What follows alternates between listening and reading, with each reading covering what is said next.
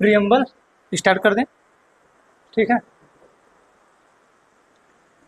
ये तो मैं दिख ही रहा हूँ, इतना इतना गोरा हूँ नहीं मैं, लेकिन इसमें दिखाया गया है कि हम गोरे हैं। वैसे हम दिखते हैं बतासा में छोटा। ठीक है, आज हम पढ़ाएंगे उद्देशिका या प्रस्तावना, जिसे हम कहते हैं प्रियम्बल। ठीक है, इंग्लिश में इसे प्रियम्बल बोला जाता है और हिंदी में उद्देशिका या तो प्रस्तावना।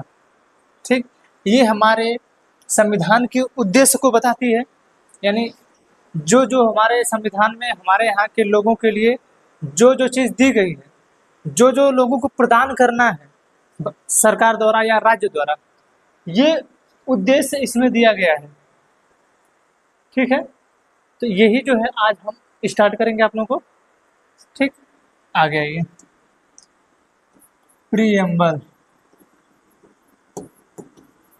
प्रस्तावना। इस प्रस्तावना को हम लोग संविधान का सार कहते हैं।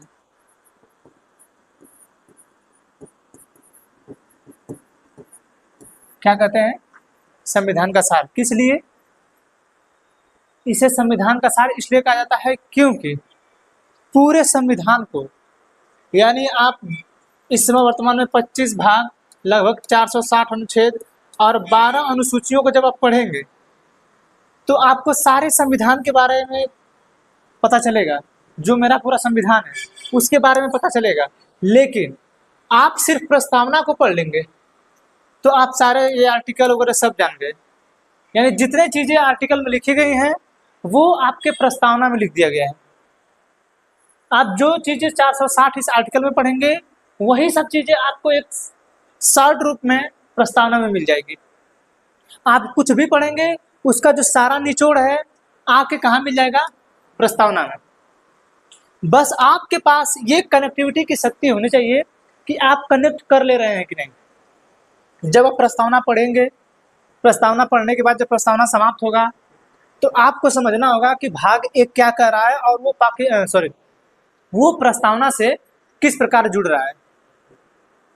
जब आप भाग 2 पढ़ेंगे तो आपको पता होना चाहिए कि कैसे जो है वो प्रस्तावना से ऐड हो रहा है। जब आप भाग 3 पढ़ रहे हैं तो आपको पता होना चाहिए कि वो कैसे प्रस्तावना से ऐड हो रहा है। ठीक है,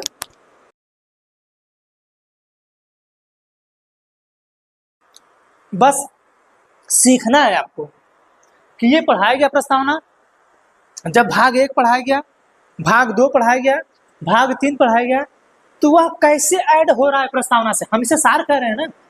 जैसे हम लोग स्कूल में कहते थे कि किसी भी चैप्टर का, वो कोई हिंदी का ही चैप्टर क्यों ना हो, उसका सारांश लिखिए। था ना? था कि नहीं? सारांश लिखना था। तो क्या था सारांश में? कि आप उसका जो निचोड़ है उस पूरे चैप्टर का 2 से 3 चैप्टर में वो है, लेकिन आपको 10 लाइन में लिख के बता देना है। यही करना रहता था ना सारांश में। इसको शॉर्ट फॉर्म में लिखिए। इंग्लिश में पहले आता था, हमको तो उसका नाम नहीं याद आता है, इंग्लिश में लिखने के लिए आता था 12th में। आप इंग्लिश का किसी पर कोई कविता रहती थी, कोई पोएम रहती थी, तो सेंट्रल आइडिया वगैरह लिखने के लिए आता था ना। सेंट्रल आइडिया जानते कि नहीं? सेंट्रल आइडिया, फिर जो जो बड़ी बड़ी कहानियाँ थी चैप्टर में उसमें, उसके शॉर्ट फॉर्म लिखिए। नहीं कहता कि इस पाठ में आपको कवि क्या कहना चाहता है, किस चीज़ को बता रहा है कवि, या लेखक आपसे क्या जानना चाहता है, या लेखक किस चीज़ को बढ़ाना चाहता है, या लेखक क्या बताना चाहता है, उसे शॉर्ट फॉर्म में लिखिए। तो वही जो शॉर्ट फॉर्म आप पूरा पढ़ के लिखते हैं, वही प्रस्तावना जब आप पढ़ लेंगे तो पूरे संविधान को पढ़ लेंगे आप। आर्टिकल तो अलग अलग है ना, लेकिन आपको कहीं ना कहीं वो एक तरीके से प्रस्तावना से जुड़ता हुआ मिलेगा। जो हमारे संविधान निर्माताओं के विचार में था, जो हमारे संविधान निर्माता के विचार में था कि हम अपने यहाँ के लोगों को ये चीज़ देना चाहते हैं, ये हमारे देश के लोगों को ये चीज़ें मिलनी चाहिए, उन्होंने इस चीज़ को प्रस्तावना में रख दिया। ठीक है ना? हाँ, अब देखिए,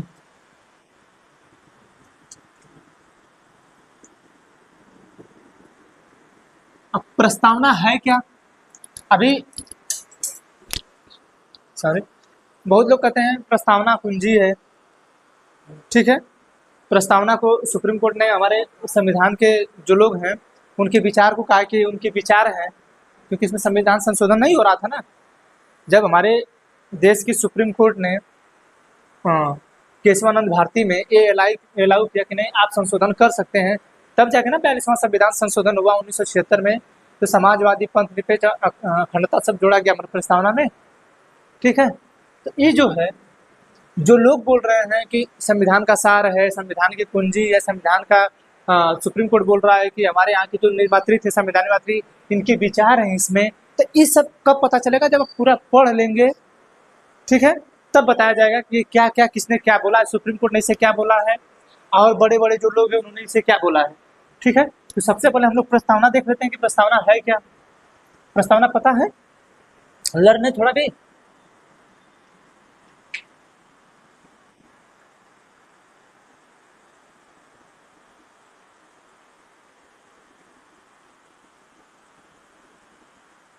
देखिए, ये है हमारे भारत का संविधान, लिखा है इसमें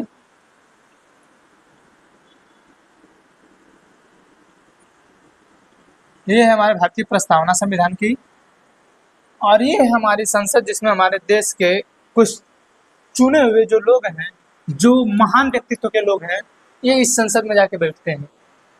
वो इस देश में इतने महान लोग हैं कि इसमें जब बैठेंगे तो हमारे लिए नियम और कानून ऐसे ऐसे बनाते हैं कि हम लोगों को तकलीफ हो जाता है। बनाते हम लोगों के लिए है, हम ही लोगों के लिए बनाएंगे, हम ही लोगों के लिए तकलीफ देंगे, हम ही लोग चुन के भेजते हैं, हमारे लिए उल्टे काम करते हैं। ठीक है। तो इसी संसद में ये देखिए, ये पुरानी संसद है, ये वाली नई संसद है। ठीक। ये देखिए, ये जो बीच में क्या है, इसके सेंट्रल हॉल है। आपका जो संविधान लिखा गया है इसी सेंट्रल हॉल में लिखा गया है।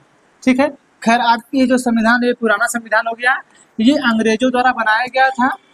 अंग्रेजों द्वारा 1912 में बनना स्टार्ट हुआ था और 1921 में जो बनकर तैयार हो गया था। ठीक है। जो पुरानी संसद हमारी है, ये 1912 में बनना स्टार्ट हुआ था, 1921 में बन के समाप्त हो गया। ठीक है, बन गया। ये 100 सालों तक चला, आज तक इसमें कुछ नहीं हुआ, आज तक कुछ नहीं हुआ। लेकिन हमारे देश के यशस्वी प्रधानमंत्री और वर्तमान समय में जो लोग हैं, उन लोगों का कहना ये है कि नहीं, हम ब्रिटिश वालों के संसद में नहीं रहना चाहते हैं, हम अपने संसद में रहेंगे। ये कहिए ना कि इसमें हमारे जो 2026 में सांसदों की संख्या बढ़ानी है, इसमें 545 लोग बैठ पा रहे हैं, इसमें लगभग 850 लोगों को बैठाना है, इसमें जगह नहीं, तो इसको नया नहीं बनाना पड़ेगा? नहीं, सिर्फ हम लोगों के दिमाग में ये भरना है कि नहीं, हम लोग ब्रिटिश वालों का नहीं अपनाएंगे, हम अपना बनाएंगे। और हमारे देश के लोग मूर्ख ही हैं, उन लोगों को पता क्या है, पता रहता तो इतना ही सुनते ही लोग। ठीक है। तो अब जो है ये प्रस्तावना है। ठीक। अब इस प्रस्तावना में क्या बोला जा रहा है? सबसे बोला जा रहा है कि हम, आपको प्रस्तावना पढ़ते समय ये ध्यान देना होगा कि इसमें क्या बोला जा रहा है। ठीक। सबसे पहले बोल रहा है कि हम, आप प्रस्तावना पढ़ेंगे तो हम, यहाँ प्रस्तावना पढ़ेंगे तो हम, वो लोग बैठे हैं प्रस्तावना पढ़ेंगे तो हम, कोई भी स्टार्ट करेगा तो कहेगा हम। ठीक है। उसके बाद जैसे ही कामा लगा तो हम और भारत के लोग, हम भारत के लोग, हम भारत के लोग, हम भारत के लोग, यानी जितने भी लोग पढ़ रहे हैं, ये पहले कह रहे हैं कि हम और सभी भारत के लोग, वो कश्मीर से लेके कन्याकुमारी तक, ये सभी लोग कह रहे हैं कि हम और भारत के लोग, भारत को एक संपूर्ण प्रभुत्व संपन्न, ठीक है, संपूर्ण प्रभुत्व संपन्न का मतलब ये होता है कि हमारे देश के पास ये शक्ति है कि हमारा जो देश है, हमारे जो देश की सरकार है, उसके पास इतनी शक्ति है कि वह बाह्य या आंतरिक रूप से कोई भी फैसला ले सकती है जिसमें कोई भी बाहरी देश बाधा नहीं बनेगा। ठीक है। संपूर्ण प्रभुत्व संपन्न का मतलब यही होता है। जैसे आपका घर है, तो आपका जो घर है, उस घर में कोई ये बताएगा कि आप अपने घर में यहाँ पे ये डिजाइन लगवाइए, आप अपने घर में यहाँ पे किचन बनाइए, आप अपने घर में यहाँ बाथरूम बनाइए, कोई बाहरी बताएगा नहीं। ये काम तो आप डिसाइड करेंगे ना, ये तो काम जिनका है वो डिसाइड करेंगे, आपका आप डिसाइड करेंगे, आपका है ना। उसी तरह हमारा देश है, हमारे देश में हमने जिसे चुन के भेजा है, इस संसद में जो लोग बैठे हैं, उनके पास असीम शक्ति है कि वो लोग जो है हमारे लिए कोई भी निर्णय ले सकते हैं जिस पे कोई अन्य देश नहीं बोल सकता है, वो आंतरिक रूप से या बाह्य रूप से। हम किसके साथ अपनी एम्बेसी बना कर रखना चाहते हैं, हम किसके साथ अपना विदेशी राजदूत जोड़ के रखना चाहते हैं, मेरे ऊपर है। अभी बीच में कनाडा से लेके मेरे भारत का विवाद हो गया था, ठीक है, गुरप्रीत सिंह पन्नू को लेके भारत और कनाडा सरकार से भी जो है विवाद हो गया था।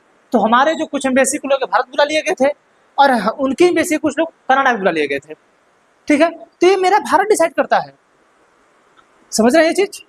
तो संपूर्ण प्रभु संपन्न का मतलब यही है कि भारत है वो आंतरिक और बाह्य रूप से पूरा जो निर्णय लेने में स्वतंत्र है, कोई रोक टोक अन्य देश नहीं कर सकता, ठीक है ना।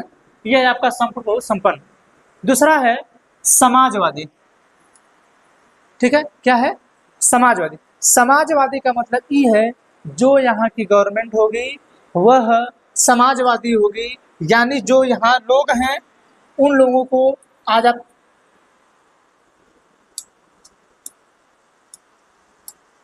जो गवर्नमेंट है यहाँ की वो होगी समाजवादी, ठीक है। समाजवादी का मतलब ये है कि जो यहाँ की गवर्नमेंट वो लोगों के प्रति बहुत उदार होगी। समाजवादी का मतलब है कि चीजें सरकारी होंगी, ज्यादातर चीजें सरकारी होंगी, ठीक है। समाजवाद का मतलब यही है, सरकार जो है आपके प्रति या जनता के प्रति बहुत उदार होगी। तो भले सरकार उदार ना रहे, हम लोगों के लिए भले कोई फायदे का कानून ना बनाए, लेकिन हमारे प्रस्तावना में ये कहा गया है कि हमारी जो भारत की सरकार है वो समाजवादी होगी, यानी सभी लोगों को लेके आगे बढ़ेगी। हमारे यहाँ जो कुछ कंपनियां होंगी वो गवर्नमेंटेड होंगी, लेकिन वर्तमान जो सरकार है वो कह रही कि नहीं हम पूंजीवाद की तरफ जाएंगे। और वर्तमान सरकार के कुछ नेता हैं जो कह रहे थे अभी इस बार कि 400 पार होगा सरकार तो हम इस समाजवाद को बदल देंगे किसमें, पूंजीवाद में। यानी जितनी सरकारी कंपनियां हैं जैसे आपका रेल हुआ, वेल हुआ, आर्मी हुआ, जितनी भी चीजें हैं सब हम कर देंगे प्राइवेट, ठीक है, उसको हम प्राइवेट कर देंगे। तो हमारे भारत की प्रस्तावना कहती है ना भैया आप नहीं करेंगे, आप सिर्फ हमारे भारत में समाजवादी रखेंगे। लेकिन आपको एक चीज ध्यान देना होगा, इस समाजवादी में हमने एक चीज फिर परिवर्तन कर दिया। 1991 में हमने ला दिया एलपीजी, हमने 42वां संविधान संशोधन 1976 द्वारा इसे जोड़ा, ठीक है, कि हम अपने देश में समाजवादी लाएंगे, लोगों को हम नौकरी देंगे, सरकार देगी, लोगों से डायरेक्ट कनेक्ट सरकार होगी, ठीक है। लेकिन 1991 को देखते हुए सरकार ने एलपीजी लाया, लिबरलाइजेशन, प्राइवेटाइजेशन, ग्लोबलाइजेशन, उदारीकरण, प्राइवेट और ये जो है वैश्वीकरण, ठीक है, सरकार ने ये लाया। तो ये वाली जो स्थिति है थोड़ी सी चेंज हुई है ना, हमने लाया 1976 में, लेकिन ये स्थिति थोड़ी सी चेंज हो गई। तो यहाँ पे थोड़ा चेंज हुआ। तो आपसे कभी पूछा जाता है क्या हमारे संविधान में पहले ऐसी बातें की गई थी? आज आप लोग इकोनॉमी पढ़ते हैं तो उसमें बताया जाता है कि हमारी व्यवस्था कैसी है, तो हमारी व्यवस्था मिश्रित अर्थव्यवस्था है, ठीक है, मिक्स्ड इकोनॉमी है। तो ये तो बहुत पहले ही डिसाइड कर दिया गया था ना, ये जो है ये तो बहुत पहले डिसाइड कर दिया गया था कि हमारे यहाँ कैसी व्यवस्था है। आज हम प्रस्तावना पढ़ते हैं तो उसी में कहते हैं कि समाजवादी, तो पहले ही से बता दिया गया है, ठीक है। तो अब ये जो वर्तमान सरकार है ये कह रही कि नहीं भैया हम समाजवादी को हटा के क्या करेंगे,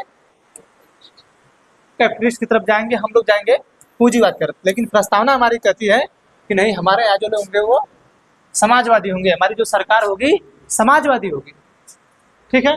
फिर तीसरा है पंथ निरपेक्ष, ठीक है। अभी पंथ निरपेक्ष क्या कहता है?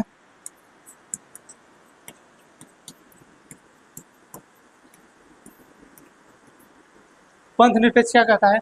पंथ निरपेक्ष कहता है कि भारत जो सरकार है, एक होता है पंथ निरपेक्ष, एक होता है धर्म निरपेक्ष।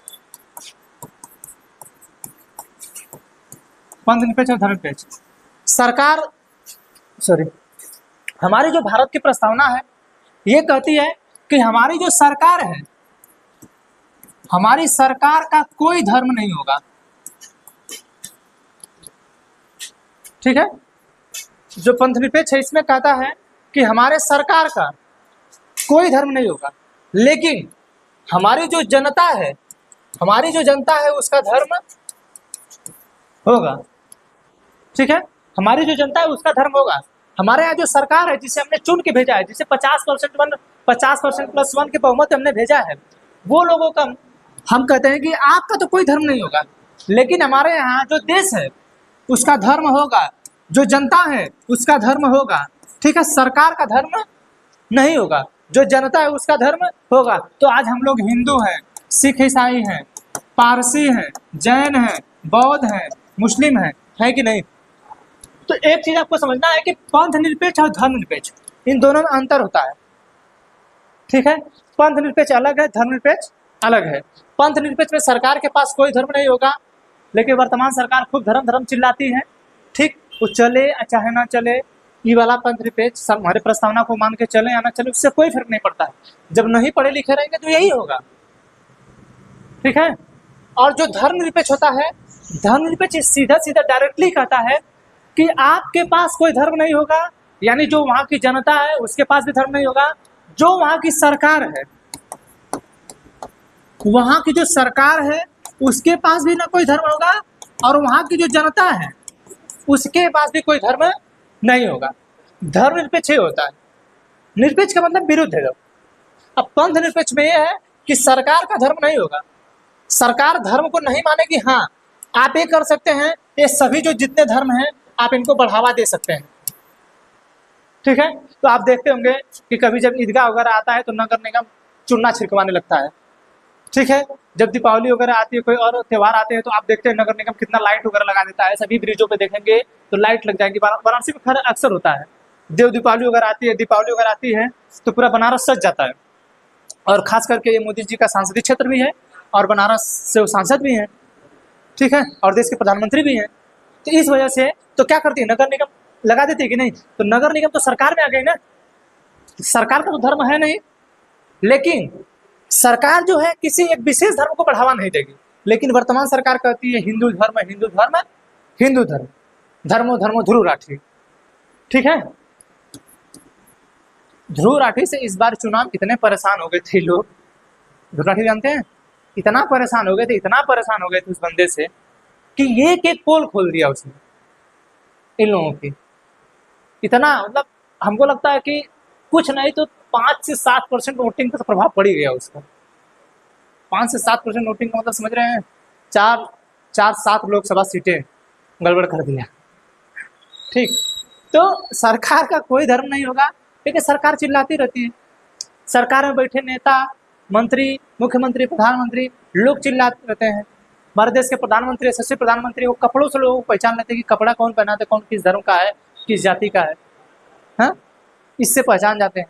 ठीक है ना, तो पंथ निरपेक्ष में ये होगा कि आपके पास कोई धर्म नहीं होगा, मतलब सरकार के पास, जनता के पास धर्म होगा। धर्म निरपेक्ष में डायरेक्टली यही कहता है, सरकार के पास न धर्म है, न जनता के पास धर्म है। और ये धर्म निरपेक्ष है चाइना में। चाइना भले कहते कि हम बौद्धिस्टों का देश हैं, लेकिन बौद्धिस्टों का देश वो नहीं है। ठीक है, वो बौद्धिस्टों का देश नहीं है। ठीक ना, आगे आइए। फिर कहता है लोकतंत्रात्मक। ठीक, अब लोकतंत्रात्मक क्या होता है?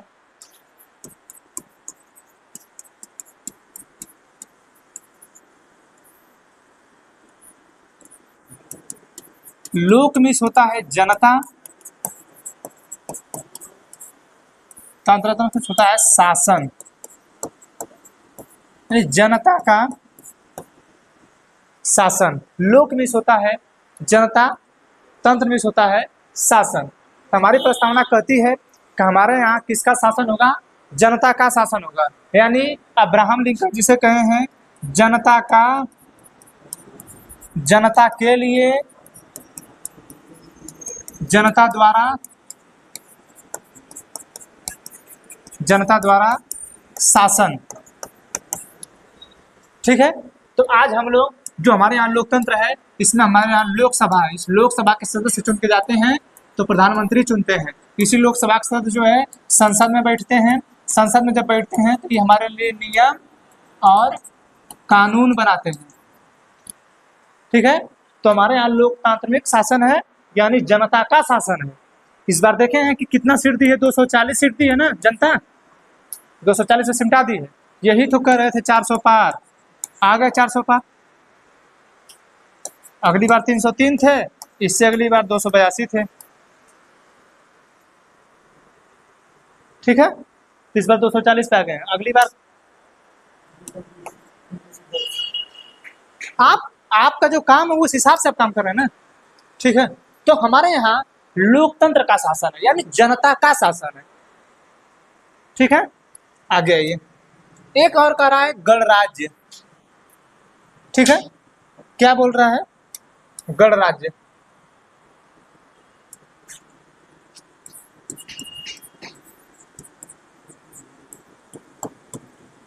ठीक है, इसमें यह कहा जाता है कि हमारे यहाँ जनता का शासन तो है।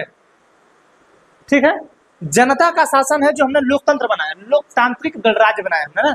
तो लोकतांत्रिक मतलब होता है जनता का शासन। ठीक है, जनता का शासन है, लेकिन हमने यहाँ अपने यहाँ एक ऐसा पद रखा है जो एक राजा के रूप में है। राजा जो होता है वो लोकतंत्र नहीं चलाता है, वो चलाता है राजशाही। राजा अपने यहाँ जो शासन चलाता है वो अपने यहाँ चलाता है राजशाही। ठीक है, जबकि जहां लोकतंत्र है वहां पे जनता का शासन चलता है। ठीक है, तो हमने जब अपना प्रस्तावना हम बना रहे थे तो हमने कहा कि हमारे यहाँ लोकतंत्र में गणराज्य होगा, यानी हमारे यहाँ भी एक हम लोगों का मालिक होगा जिसे हम लोग कहेंगे राष्ट्रपति। क्या कहेंगे? राष्ट्रपति। लेकिन जो वह राष्ट्रपति होगा वह वंशानुगत नहीं होगा। ठीक है, वंशानुगत नहीं होगा, यह होगा निर्वाचित। इसका भी चुनाव होगा। समझ रहे? जनता का शासन तो है, लोकतांत्रिक गणराज्य तो है, लेकिन हमने जिस चीज को लिया है, हमने अपने संसद की जो प्रणाली है ब्रिटेन से लिया है। तो संसद की प्रणाली में जो राष्ट्रपति का पद है वहां जो है पद हर समय के लिए है और वो वंशानुगत है। तो उनके पिता का बेटा, बेटा का बेटा, बेटा का बेटा का बेटा बेटा हो रहा है। ठीक है, तो हमारे यहाँ वैसा शासन नहीं है, हमने उनके जैसा पद रखा है। हमने अपने यहाँ जो राष्ट्रपति हैं हम उनको राजा कहते हैं, वो हमारे देश के राजा हैं। जैसे एक देश का राजा हमारे राष्ट्रपति है। ठीक है, फिर प्रधानमंत्री, जिले का डीएम है, राज्य का मुख्यमंत्री है, ऐसे ऐसे राजा हैं लोग ना। ठीक है, तो हमने राष्ट्रपति को भी अपना राजा बनाया है, लेकिन हमने ब्रिटेन जैसा काम नहीं किया है। हमने ब्रिटेन जैसा नहीं किया कि नहीं ब्रिटेन जैसा सिस्टम होगा कि ब्रिटेन में राष्ट्रपति अभी हमारे चचा थे, फिर हम बन गए, फिर हमारा बेटा बन जाएगा, फिर कोई और बन जाएगा। नहीं, यहाँ पे राष्ट्रपति भारत में अगला कोई और था, फिर इसके बाद वंशानुगत ना होके फिर चुनाव हो जाएगा, कोई दूसरा बन जाएगा, फिर कोई दूसरा बन जाएगा।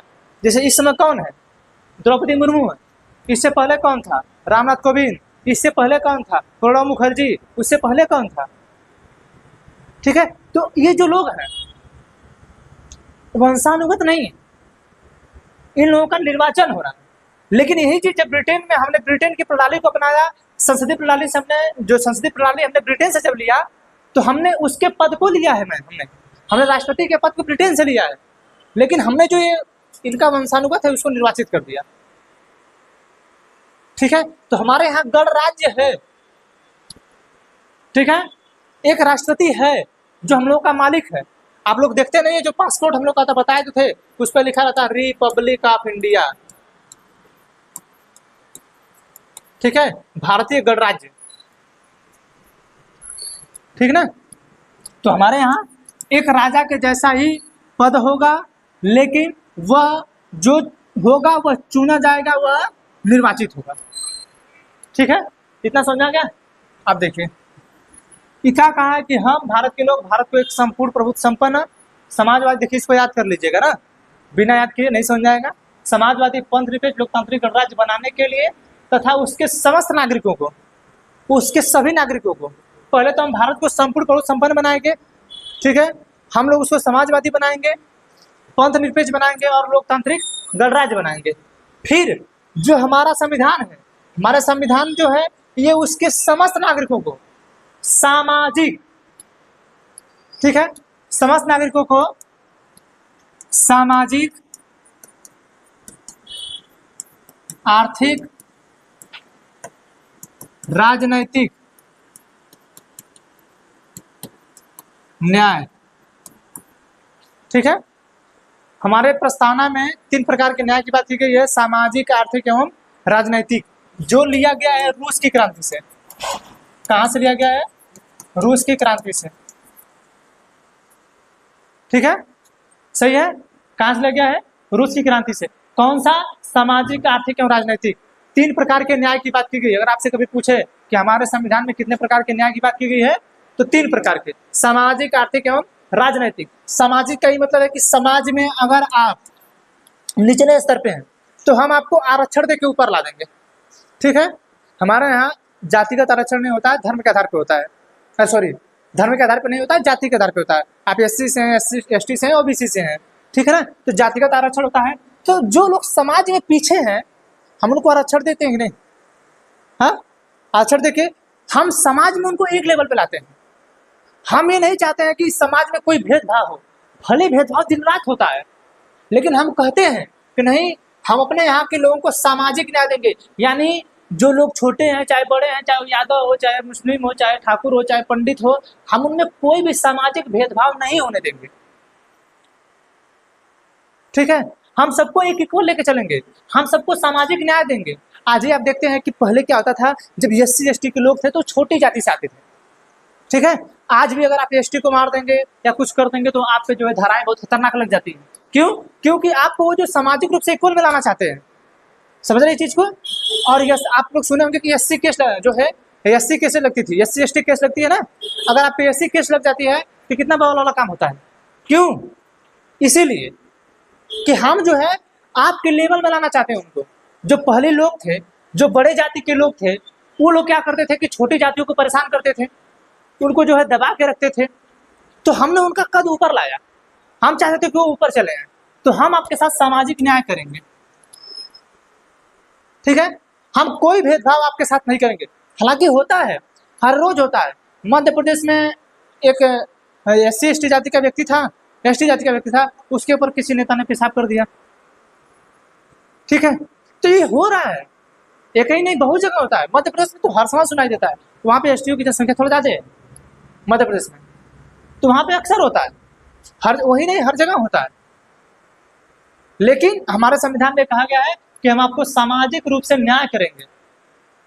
इसी न्याय के लिए पुलिस बनाई गई। अगर आपको कोई मारता है, अगर समाज में आपको कोई गाली दिया, सामाजिक न्याय का मतलब यही है ना कि आप 4 समाज में बैठे हैं, कोई आपको गाली दे दिया तो तुरंत चले जाइए पुलिस के पास, हमको गाली दे रहे हैं, हमको गरिया रहे हैं, मार रहे हैं। ठीक है, लेकिन वो होता कुछ नहीं है। सब कुछ हमें खबर नसीहत ना दीजिए, क्या होंगे हम खराब, सारा जमाना खराब है। ठीक, तो सबको पता है कि क्या हो रहा है हमारे भारत में, लेकिन हमारा संविधान क्या कहता है, आपको ये पढ़ना पड़ेगा। ठीक, आर्थिक न्याय की बात करता है हमारा संविधान। आर्थिक न्याय में कहता है कि भैया अगर हमारे देश में कोई गरीब है, उसके पास घर रहने के लिए नहीं है, हमारे देश की महिला है, अगर वो पैसा नहीं कमा रही है, हमारे भारत का कोई बेरोजगार युवा है, अगर वो नहीं कमा रहा है, तो हम बेरोजगार युवाओं को जो है कुछ पैसा देते हैं। ठीक है, जैसे अभी ये देने के लिए बोले थे ना राहुल गांधी, अपना जब चुनाव लड़ रहे थे तो इनके मैनिफेस्टो में कहा गया था कि हम जितने भी बेरोजगार युवा हैं हम उनको 8,500 रुपये देंगे मंथली, यानी लगभग 1 लाख रुपये। ठीक है, अप्रेंटिस ऐसा कुछ था ना, तो करके देने वाले थे वो, 1 लाख देंगे। ठीक, आर्थिक न्याय। आज आप देखते होंगे कि जितने भी घर प्रधानमंत्री आवास योजना के तहत बनते हैं, आपके पास घर नहीं है, आपके पास पैसा नहीं है, आपके पास खाने के लिए राशन नहीं है, ठीक है, तो सरकार आपको राशन मुहैया करा रही है कि आपको आर्थिक रूप से नहीं कमजोर हैं तो आप खाना हमसे राशन लेके खाइए। भले 5 किलो में किसी का पेट ना भरता हो, 5 किलो राशन में आप ही बताइए कि 5 किलो राशन मिलना रहता है, 1 किलो ले लेता है कोटेदार। इस चीज़ वाले के डीएम के पास जाएंगे तो डीएम साहब कहेंगे कि अरे छोड़िए, जाने दीजिए, क्या बवाल पालेंगे, ये होगा वो होगा। अरे डीएम साहब, आपके पास दिमाग नहीं है, बवाल पाल रहे हैं हम। अब जहाँ जो आपके पास शिकायत लेके आ रहा है आप जाइए ना उसके पास। लेकिन नहीं, आर्थिक न्याय में कहती है सरकार कि अगर आपके पास छत नहीं है तो हम आपको छत देंगे, हम आपको छत देंगे। तो सरकार पैसा देती है कि शहर में लगभग 2 लाख से ऊपर देती है और गांव में देती है 1.5 लाख के करीब, 1,70,000 ऐसा कुछ देती है। ठीक है, क्या करती है वो? आर्थिक न्याय है। सरकार कहती है अगर आपके पास पैसे नहीं हैं तो हम आपको स्वास्थ्य देंगे। क्या है? आपके साथ आर्थिक न्याय है। भले नहीं होता है, बीएचयू के है ना, बीएचयू में चला जाइए, चिल्लाते लोग रह जाएंगे, लेकिन किसी का भी नहीं लिखा जाएगा कि इनको इतने दवा की जरूरत है, ये चीज यहाँ पे है, ऐसे ऐसे है। हम बीएचयू में पिछले 2 महीने पहले हम बीएचयू में थे, मेरे भैया उसमें भर्ती थे, हम वहाँ थे। हम कहीं डरते नहीं हैं, हमारा जिनको जो कुछ करना होगा कर लेंगे, ठीक है। हम गए वहाँ पे, एक ऐसे ही डॉक्टर थे, वो बोल रहे थे, हम कहे सर देखिए ये चीज़ यहाँ पे लिखा है, ये क्यों नहीं उपलब्ध है, ये क्यों नहीं मिल रहा है। करें कि देखो बेटा ऐसे ऐसे होता है। मैंने सर मिल क्यों नहीं रहा है, जब लिखा गया तो मिलना चाहिए ना। तो आप बाहर के लिए क्यों दवा लिख रहे हैं, आप प्रिस्क्राइब कर रहे हैं बाहर के लिए क्यों। बस मेरे को उनसे बहस हो गया। हमने देखिए सर मेरे से बहस मत करिए, आप रिकॉर्डिंग करेंगे, आपसे बात करेंगे। तो शांत हो गए। लेकिन वहां पे जब हमको लोग देखे बोलते हुए, तो वो कह रहे हैं कि भैया थोड़ा डॉक्टर साहब से बोलिए ना, थोड़ा डॉक्टर साहब से बोलिए ना, ऐसे। तो हम कहे भैया हम तो ठीक हम बोल देंगे, लेकिन अभी कोई कार्रवाई होगी तो आप अपना पैर पीछे हटा लेंगे, क्योंकि उसमें जो लोग हैं वो बड़े बड़े लोग हैं, उनकी पहुंच सरकार तक है, उनका वही काम है। तो उसमें बैठा डॉक्टर कैसे लिख देगा दवा बाहर की, जब दवा अंदर से है, उनकी परिचय बाहर तक है। अगर हम बोल देंगे तो आपको बोल देंगे तो आप उस समय तो सकार लेंगे, लेकिन जब आएगा दबाव पड़ेगा कि हम आपके पेशेंट का इलाज नहीं करेंगे, ये नहीं करेंगे, वो नहीं करेंगे, तो प्रेशर मेरे ऊपर आएगा, तो हम ही झेलें सर, आप भी झेलिए मेरे साथ। तो सरकार आपके साथ आर्थिक न्याय करती है, सरकार कहती है, दिल्ली की सरकार की, अगर हमारे यहाँ की महिलाओं के पास पैसा नहीं है तो हम पूरी दिल्ली में, वो उत्तर प्रदेश, बिहार, झारखंड, कहीं से भी महिलाएं आए, अगर दिल्ली की बस में बैठेंगे तो हम उनसे एक भी पैसा नहीं लेंगे, नहीं कमाते हैं। ये आपका आर्थिक न्याय है, ठीक समझा। फिर है राजनैतिक न्याय। सरकार कहती है कि हमारे देश में कोई पढ़ा लिखा हो चाहे ना पढ़ा लिखा हो, लेकिन हम उसको जो है चुनाव लड़ने की अनुमति देंगे। हाँ, उसके लिए हमने क्राइटेरिया डिसाइड किया है कि आप जो है 18 साल के होंगे तो आप वोटिंग कर सकते हैं, ठीक है। 18 साल के हो जाइए तो आप वोटिंग करिए, 21 साल के हो जाइए तो गांव का प्रधानी का चुनाव लड़िए, ठीक है। एक बार हमारे यहाँ के प्रदेश अध्यक्ष थे स्वतंत्र देव सिंह, ऐसा ही कुछ नाम है, वो एक प्रधान से ऐसे ही बोल रहे थे कि मतलब गांव के लोग बैठे, तो वहाँ पे चौपाल लगे, लोग बैठे थे, इसी मंच पे से स्वतंत्र देव सिंह उत्तर प्रदेश बीजेपी के अध्यक्ष थे, ठीक है, कि हैं शायद, इतना मुझे ध्यान नहीं है, जानते हैं उनको, स्वतंत्र देव सिंह। वो जो है एक मंच पे थे और एक गांव का प्रधान था, उस गांव के प्रधान को खड़ा करके बोल रहे हैं कि अम्मा इसको जानती हो, ये जानती हो, तो अम्मा कही है हाँ कहे नहीं जानते, इस लुच्चा को कौन नहीं जानता है, ऐसे ही बोलिए, वीडियो है वायरल है, देख लीजिए, इसी तरह बोले, ठीक है। तो 21 साल में आप प्रधानी का चुनाव लड़ सकते हैं, 25 साल में आपके पास है कि आप लोकसभा का चुनाव लड़िए, विधानसभा का चुनाव लड़िए, ठीक है। आपका क्राइटेरिया डिसाइड किया गया है कि 30 साल का जब हो जाएंगे तो आप राज्यसभा का चुनाव लड़िए, विधान परिषद का चुनाव लड़िए, 35 साल का हो जाइए तो आप राष्ट्रपति के पद का चुनाव लड़िए, उपराष्ट्रपति के पद का चुनाव लड़िए, ठीक है। ये सब क्या है, आपके साथ राजनीतिक न्याय है। सरकार कहती है कि हम जो है ये सब क्राइटेरिया डिसाइड किए हैं, आप इस समय में हो जाइए ये चीजें, हम आपको ये देंगे, अगर नहीं होगा तो फिर ये गलती है, फिर हम उसको दिलवाएंगे, इसे सुप्रीम कोर्ट दिलवा देगा, ठीक है। हालांकि इस बार जो है राजनीतिक न्याय में हमारा जो निर्वाचन आयोग है फेल रहा, बहुत से ऐसे सारे जगह हैं, मध्य प्रदेश, गुजरात, ऐसे बहुत से जगह हैं जहाँ पे कांग्रेस के कुछ जो दिग्गज नेता थे, जो सांसद का टिकट लेके लड़ रहे थे, उनको जो है जबरदस्ती हटा दिया गया, कुछ लोगों को तो उसी दिन जो है अपने पार्टी में ले लिया गया, ऐसी ऐसी घटनाएं घटी।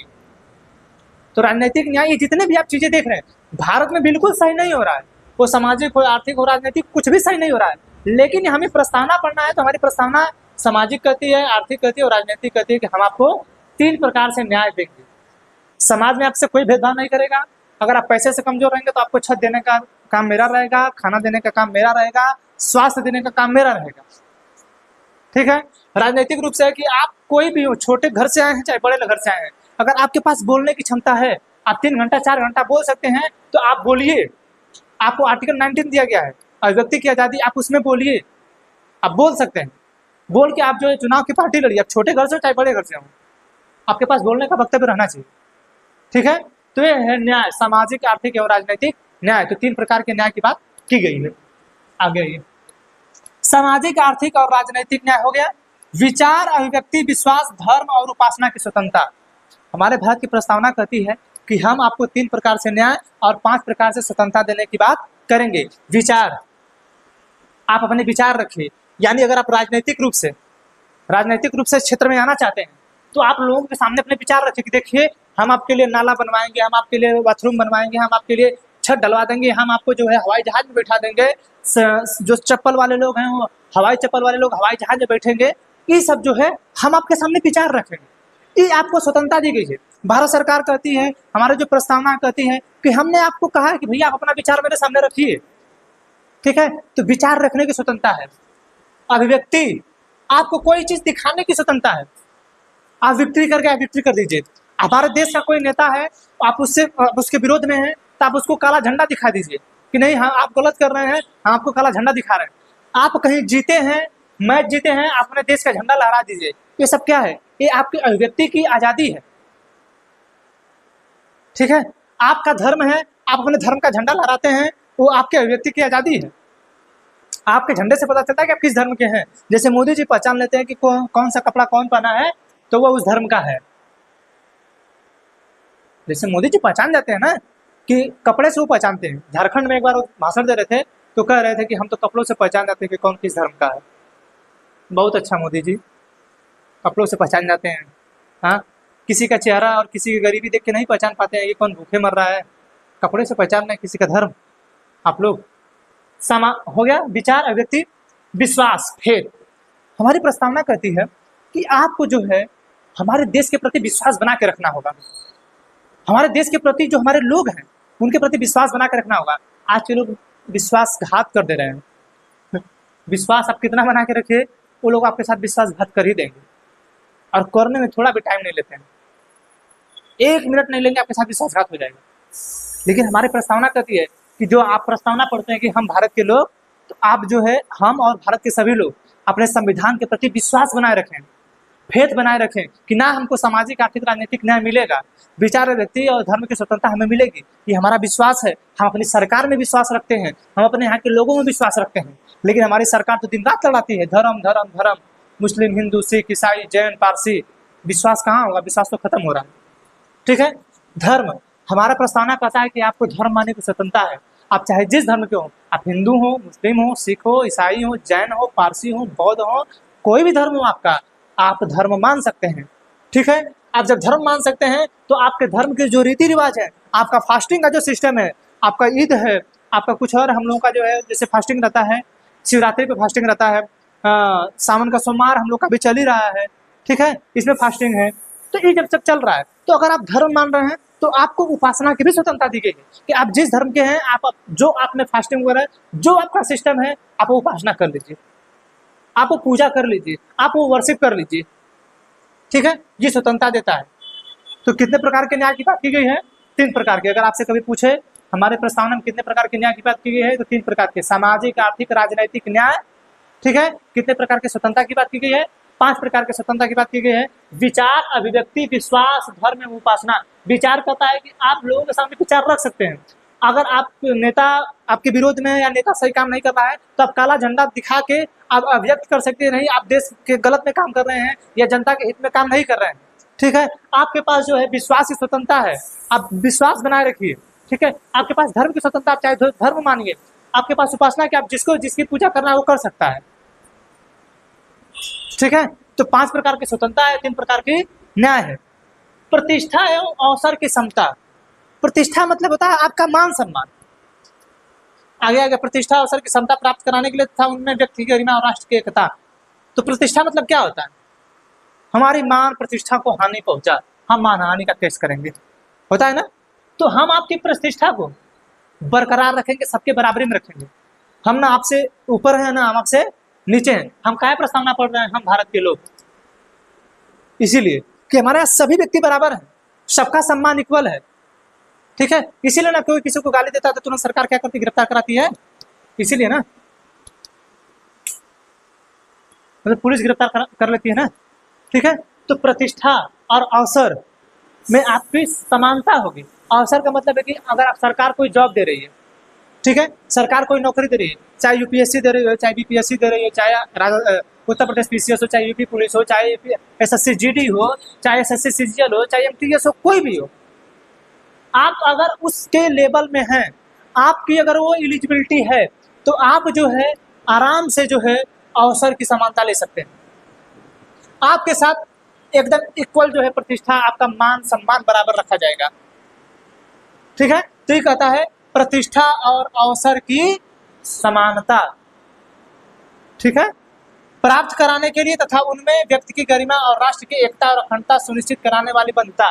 यानी राष्ट्र की, व्यक्ति की गरिमा, किसी भी व्यक्ति की गरिमा बनाने के लिए और राष्ट्र की एकता और अखंडता को, जो राष्ट्र है हमारा, जो हमारा राष्ट्र है उसकी एकता और अखंडता को सुनिश्चित कराने वाली बंधुता, मतलब भाईचारा बढ़ाने के लिए, एक दूसरे में भाईचारा बढ़ाने के लिए, राष्ट्र की एकता को और अखंडता को सुनिश्चित करने के लिए हम एक दूसरे के भाईचारा को बढ़ाएंगे। हम भले आज धर्म के लिए लड़ जाएं कि वो धर्म खराब है, वो धर्म सही है, टी राजा सिंह जैसे लोग हों, अगर उनके जैसे लोग अगर प्रस्तावना न पढ़ें तो हमारे देश के लिए घातक हो सकता है।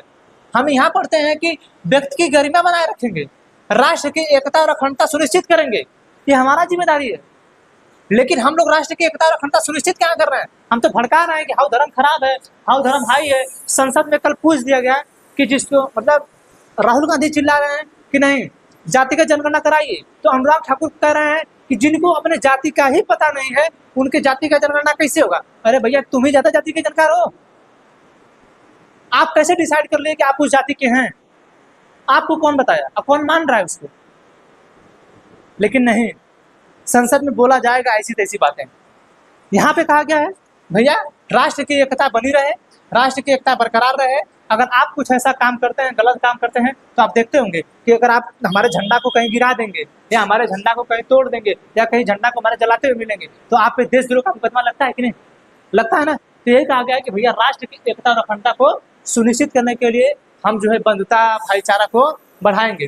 ठीक है, को दृढ़ संकल्पित होकर अपने इस संविधान सभा में, जो हमारी संविधान सभा बन रही थी 9 दिसंबर 1946 से स्टार्ट हुई थी, ठीक है, संविधान सभा में आज तारीख 26 नवंबर 1949 को मिति मार्ग शीर्ष शुक्ल सप्तमी विक्रमी संवत 2006 को एतद द्वारा इस संविधान को अंगीकृत, यानी मेरे पूरे अंग पे ये लागू होगा। यानी जो हम कह रहे हैं ये सब जितना कहे हैं ये सब मेरे अंग पे लागू होगा। यानी हम कहें चाहे भारत के लोग, मेरे अंगीकृत होगा, मेरे शरीर के ऊपर लागू होगा, अंगीकृत होगा। इसमें जितने सारे अधिनियम दिए जाएंगे उसके सारे अधिनियम मेरे ऊपर लागू होंगे तो अधिनियमित होगा। कौन सा? मेरे अंग के ऊपर। इसमें दिए गए सारे नियम और कानून और आत्मार्पित करते हैं आत्मा से, जिसे हम फुलफिल अपने आत्मा से विद सोल हम इसे एक्सेप्ट करेंगे। भारत सरकार कोई भी नियम और कानून बनाती है, हम कहते हैं ठीक है भैया हमारे लिए सही है। भारत सरकार एक नियम लाएगी, ट्रक चालक जो है अगर कहीं हिट एंड रन के केस में पकड़े जाते हैं तो हम 10 साल के लिए जेल करेंगे और 10 लाख रुपए जुर्माना लेंगे। ट्रक वालों ने कहा भैया ट्रक रोक दो, नहीं चलेगा भारत सरकार का कोई बिजनेस। ये कहाँ का नियम है? तो जब आया था ये सिस्टम तो बिचवा में चला था कि 2 चक्का वाले ट्रक वाले गाड़ियाँ चला रहे थे ऐसे ऐसे सब कि आओ तुम लोग हमको ठोको, हम मरेंगे तो 10 लाख रुपया मिलेगा ना, तुम लोगों को 10 साल की जेल होगी। अरे चोट्टे हैं, तुम लोगों को पता नहीं चल रहा है कि तुम मर जाओगे तो 10 लाख तुम्हारी कीमत है सिर्फ। हाँ, ये नहीं पता चल रहा है। लेकिन नियम आने के बाद एक एक से मीम्स बना। तो भारत का जो प्रस्तावना है कहती है कि भैया हम जो है हम भारत के लोगों के ऊपर अंगीकृत होंगे, अधिनियमित होंगे और आत्मार्पित होंगे। समझा गया चीज? ठीक है, अंगीकृत मतलब हमारे अंग के ऊपर, अधिनियमित मतलब जितने सारे अधिनियम दिए गए होंगे मेरे ऊपर लागू होंगे और इसे हम आत्मा से अपने अर्पित करेंगे। ठीक है, ठीक। तो कब हमारा संविधान जो है संकल्पित होकर इस संविधान सभा में आज तारीख 26 नवंबर 1949 को मिति मार्क्सिस्ट, ये देखिए याद रखिएगा, ये भी पूछ देता है। ठीक है, इस संविधान सभा को अंगीकृत, अधिनियमित और आत्मार्पित करते हैं। तो हमारा जो संविधान था 26 नवंबर 1949 को बनकर तैयार हो गया था। जो 26 नवंबर 1949 दिया ना, इस दिन जो है बनकर तैयार हुआ था। ठीक, लागू हुआ था 26 जनवरी 1950 को, ये बनकर तैयार हो गया था। ठीक है, तो ये है प्रस्तावना। अब इसमें पूछता कैसे है? पूछता है कि हमारे भारत में जो स्रोत है, ठीक है, जो हमारे भारत की प्रस्तावना का स्रोत है या हमारे संविधान का स्रोत क्या है? ठीक है, उसके बाद कहता है कि इसका स्वरूप कैसा है, फिर कहता है कि उसका उद्देश्य कैसा है। ठीक, तो स्रोत है हम और भारत के। हमारी प्रस्तावना कहती है कि स्रोत हम लोग हैं। स्वरूप कैसा होगा? तो स्वरूप होगा समाजवादी, संप्रभु होगा, समाजवादी होगा, पंथ निरपेक्ष होगा, लोकतांत्रिक गणराज्य होगा।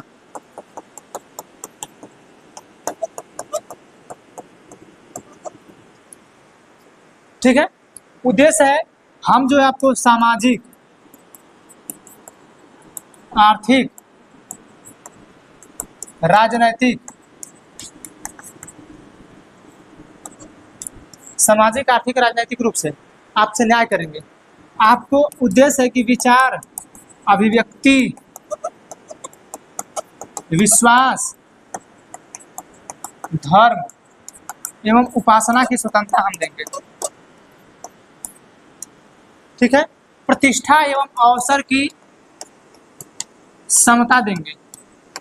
ये हमारा उद्देश्य है। ठीक है, हमारा संविधान का ये उद्देश्य है कि हम आपको सामाजिक, आर्थिक और राजनीतिक रूप से न्याय देंगे, विचार, व्यक्ति, विश्वास, धर्म और उपासना की स्वतंत्रता देंगे, प्रतिष्ठा एवं अवसर की समता देंगे। जैसे हम, स्रोत है कि हम हैं, हम ही स्रोत हैं। पढ़ाने का स्रोत कौन है यहाँ पे? हम है ना। लेकिन हमारा स्वरूप कैसा है? काले हैं, बतासा में छूटा है। ठीक, उसके बाद दूसरा है कि हमारी हाइट है, हाइट होगी 5 फुट 5 इंच, वजन होगा मेरा। ठीक, ये मेरा स्वरूप है। यानी हमारे प्रस्तावना, हमारा जो संविधान है उसका स्रोत हम भारत के लोग हैं। उसका स्वरूप है कि वह संप्रभु होगा, यानी वो बाहरी और आंतरिक रूप से निर्णय लेने के लिए स्वतंत्र है, वो कोई नहीं बोल सकता, वो उसका स्वरूप है। वह समाजवादी होगा, यानी उसका ज्यादा झुकाव समाजवाद की तरफ होगा, यानी लोगों की तरफ होगा, जनता की तरफ होगा, जनता की भलाई के लिए होगा। ठीक है, फिर है पंथ निरपेक्ष, यानी इसका स्वरूप है कि भारत की सरकार का कोई भी धर्म नहीं होगा, लेकिन जनता का धर्म होगा। ये हमारे लोगों का स्वरूप है, हमारे भारत के संविधान का स्वरूप है। ठीक है, लोकतंत्र है, यानी हमारे यहाँ जनता का शासन होगा और जनता के शासन के लिए एक राजा चुना जाएगा, वो भी निर्वाचित होगा। ठीक है, वो निर्वाचित होगा, वो वंशवाद नहीं होगा। यह स्वरूप है हमारे भारत के संविधान का, यानी हमारे भारत का यह स्वरूप है। और यह उसका उद्देश्य है कि ये जितना हम हाईकुल कर रहे हैं, हम, ये मेरा उद्देश्य, जैसे हमारा तो स्वरूप हो गया, अब मेरा उद्देश्य क्या है?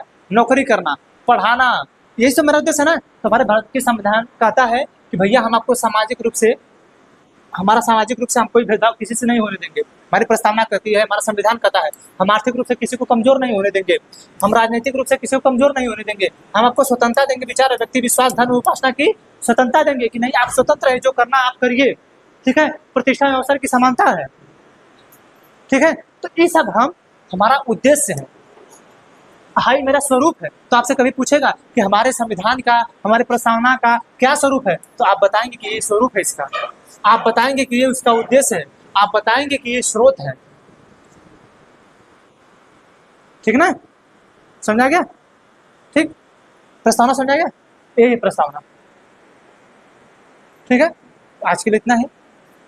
ठीक, मिलेंगे अगले क्लास में, तब तक के लिए जय हिंद।